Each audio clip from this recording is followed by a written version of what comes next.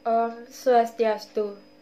Perkenalkan, nama saya Nilhamade Anggido Cahyani dengan NIM 1817051100 sebagai penyaji pertama. Jadi, kami dari kelompok 11 akan mempresentasikan materi mengenai akuntansi biaya gaji dan kesejahteraan karyawan. Untuk materi pertama yaitu mengenai perbedaan gaji dengan upah.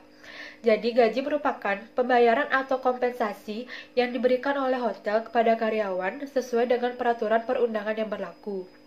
Gaji juga merupakan jumlah penghasilan tetap yang diterima karyawan hotel dengan jangka waktu kerja seminggu 6 hari atau sebulan selama 24 hari kerja. Gaji umumnya tingkatnya lebih tinggi daripada pembayaran kepada pekerjaan upahan. Kemudian, upah merupakan kompensasi yang diterima oleh karyawan hotel untuk satuan waktu kerja tertentu, di mana jumlah penghasilan karyawan yang diberikan yaitu untuk jangka waktu tertentu dengan tarif upah per satuan waktu tertentu. Pihak hotel dalam memberikan imbalan harus membedakan antara gaji dan upah karena gaji diberikan oleh hotel berdasarkan tingkat pendidikan, jabatan, dan masa kerja karyawan, sedangkan upah didasarkan pada waktu kerja dan volume output yang dihasilkan oleh seorang karyawan. Kemudian terdapat beberapa faktor yang membedakan antara gaji dengan upah, yaitu pertama, perbedaan waktu di mana gaji dibayarkan menurut waktu yang teratur berdasarkan kesepakatan yang ada dalam sebuah perjanjian. Misalnya, gaji bulanan yang dibayar setiap akhir atau awal bulan, sedangkan upah dibayarkan dalam periode yang tidak teratur kepada karyawan hotel setelah pekerjaan selesai. Kemudian yang kedua, status kepegawaian, di mana gaji diberikan kepada karyawan yang berstatus karyawan tetap ataupun karyawan kontrak dengan jangka waktu tertentu. Sedangkan upah biasanya diberikan kepada pekerja harian, pekerja lepas, dan pekerja musiman. Dan yang ketiga, komponen penyusun. Dalam gaji terdapat sejumlah komponen penyusun seperti gaji pokok, tunjangan tetap, hingga tunjangan tidak tetap.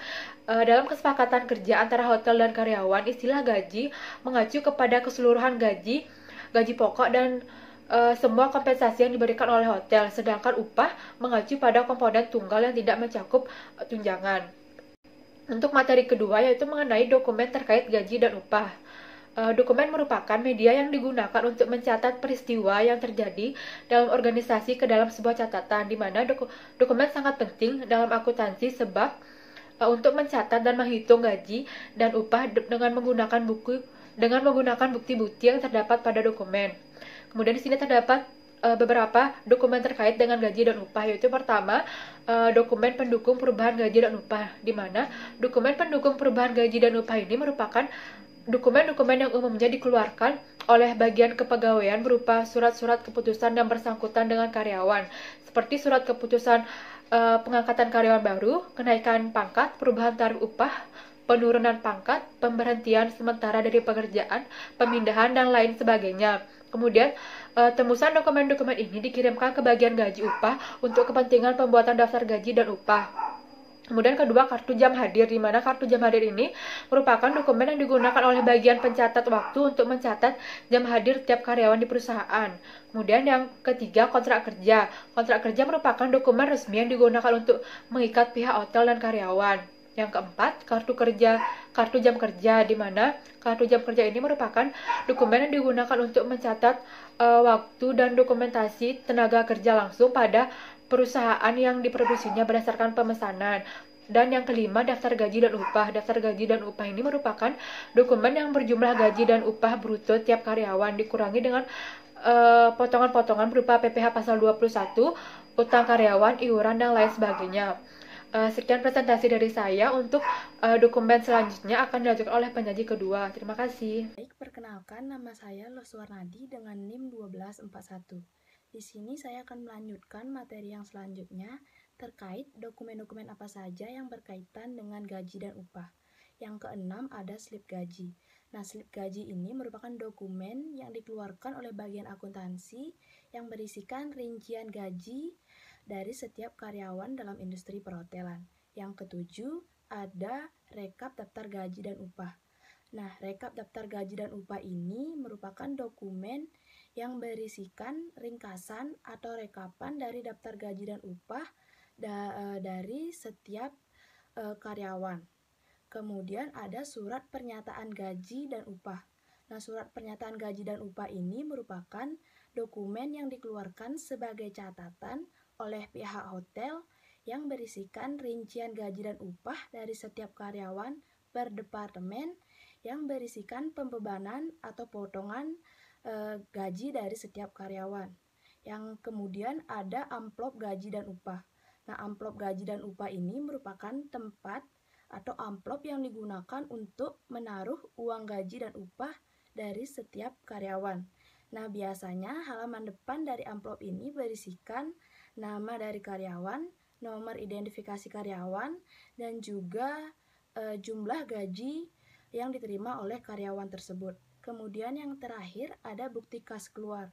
Nah, bukti kas keluar ini merupakan dokumen yang berisikan pengeluaran uang dari bagian utang kepada bagian kas berdasarkan informasi dari daftar gaji dan upah dari bagian daftar gaji dan upah. Nah, untuk materi yang selanjutnya yaitu terkait dengan hal-hal apa saja yang berkaitan dengan gaji dan upah. Nah, gaji merupakan salah satu elemen yang penting dalam hubungan industrial yang berhak bagi para tenaga kerjanya untuk memperoleh penghasilan. Nah, adapun hal-hal yang berkaitan dengan gaji dan upah, yaitu yang pertama ada pajak penghasilan. Nah, pajak penghasilan merupakan kewajiban yang harus dibayar oleh para pekerja yang memperoleh penghasilan, khususnya sebagai warga negara Indonesia. Nah, dalam industri perhotelan, pihak hotel lah yang bertugas untuk memungut pajak penghasilan dari setiap karyawannya. Kemudian yang kedua ada tunjangan. Nah, tunjangan ini merupakan gaji pelengkap dari gaji pokok para karyawan yang biasanya lebih berfungsi sebagai secara sosial maupun berfungsi secara insentif. Nah, adapun tunjangan-tunjangan yang diberikan oleh pihak hotel kepada karyawan, yaitu yang pertama ada tunjangan transportasi. Nah, tunjangan transportasi ini merupakan jenis tunjangan yang akan diberikan kepada tenaga kerja yang memiliki mobilitas tinggi dalam pekerjaannya. Yang kedua ada tunjangan tenaga kerja dan jaminan sosial.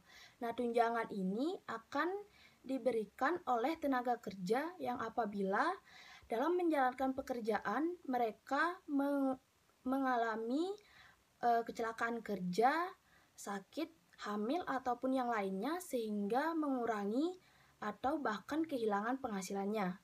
Kemudian ada tunjangan makan. Nah, tunjangan makan ini akan diberikan kepada para karyawan selama jam kerja berlangsung.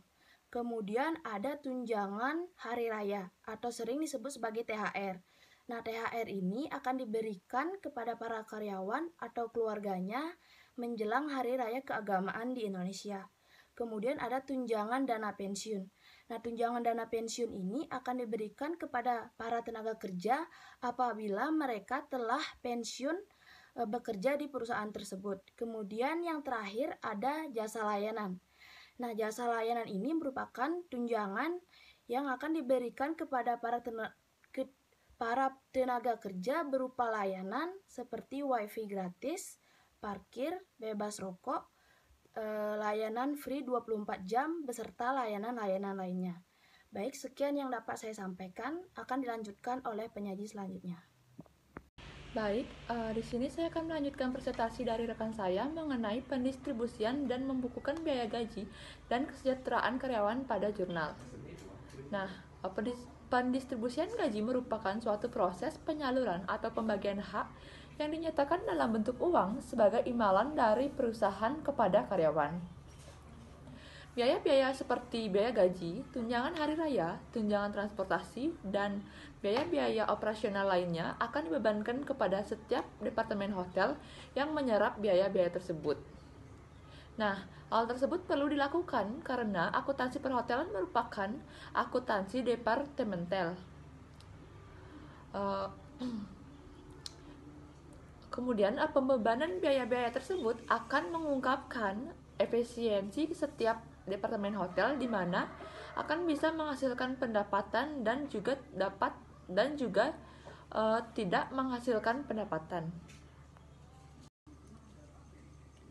Pada jurnal ini dibukukan sebuah biaya gaji yang merupakan pendapatan karyawan. Namun, selain pendapatan karyawan, pada jurnal ini juga dibukukan jasa layanan dan potongan-potongan penghasilan karyawan untuk periode yang bersangkutan. Nah, berikut contoh jurnal pembukuan biaya gaji dan kesejahteraan karyawan. Misalkan pada jurnal biaya gaji, nama dari karyawan tersebut yaitu Yoga. Kemudian untuk departemen dengan kode SM, kemudian untuk gaji pokok dari Yoga tersebut yaitu sebesar 950.000. Kemudian untuk tunjangan transportasi yaitu sebesar 490.000. Kemudian untuk tunjangan konsumen yaitu sebesar 250. Kemudian untuk jasa layanan yaitu sebesar 850.000. Sehingga jumlah penerimaan dari karyawan Yoga tersebut yaitu sebesar 2.540.000. Baik, untuk materi selanjutnya yaitu mengenai jurnal biaya gaji dan kesejahteraan karyawan pada voucher jurnal. Nah, berikut contoh jurnal biaya gaji dan kesejahteraan karyawan pada voucher jurnal seperti yang tertera di PPT di atas.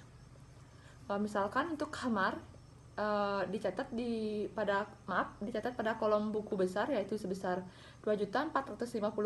Kemudian untuk biaya gaji dan upah dicatat pada buku pembantu yakni sebesar 2.450.000. Kemudian untuk pemasaran dicatat di kolom buku besar yakni sebesar 2.200.000.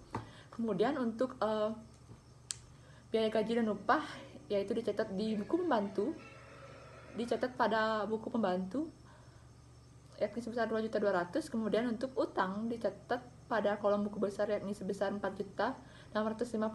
Kemudian untuk utang gaji dicatat pada kolom buku pembantu yakni sebesar 3.632.115 rupiah. Kemudian untuk jam sostek dicatat pada kolom buku pembantu yakni sebesar 320.385 rupiah.